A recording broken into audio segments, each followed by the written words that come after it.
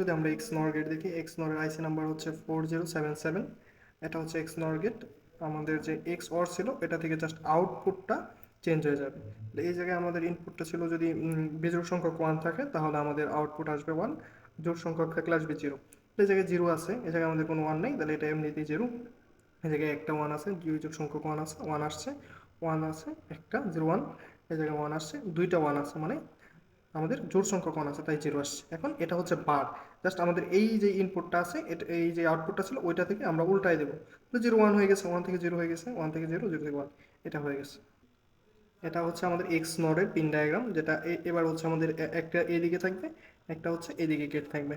1 2 হচ্ছে ইনপুট, 3 হচ্ছে আউটপুট। এই জায়গায় 5 6 হচ্ছে ইনপুট, 4 নাম্বার হচ্ছে আমার আউটপুট। এরকমই সেম, এটা জাস্ট এরকম থাকবে। আমাদের যে অ্যান্ড গেট ছিল, বাকি সব গেট ছিল এরকম, আমাদের নর গেট ছিল এরকম, জাস্ট এক্স অর গেটটা, এক্স নর গেটটা হচ্ছে এরকমভাবে থাকবে, ঠিক আছে।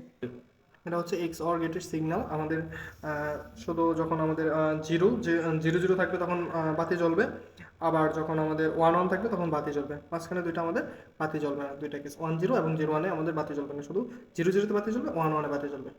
এই যে এখন আমরা দুইটা ইনপুট নিচ্ছি, এই যে দুইটি ইনপুট আমাদের 6 এবং 5 নাম্বারে দিয়েছি। তারপরে এটা আমাদের 7 নাম্বার, মানে 4 নাম্বার যেটা ছিল এটা থেকে আমরা আউটপুট নিয়েছি। গ্রাউন্ড বিসিসি যেভাবে কানেক্ট করে ওইভাবে কানেক্ট করছি। এখন যদি আমরা পাওয়ার সাপ্লাই দিই তাহলে দেখেন আমাদের 0 0 আছে, ঠিক আছে। জিরো পুশ বাটনে ক্লিক করা মানে 1 কাজ করা। পুশ বাটন যেহেতু এখন আমরা ক্লিক করিনি, তার মানে 0 0 আছে, 0 0 আমাদের বাতি জ্বলতেছে।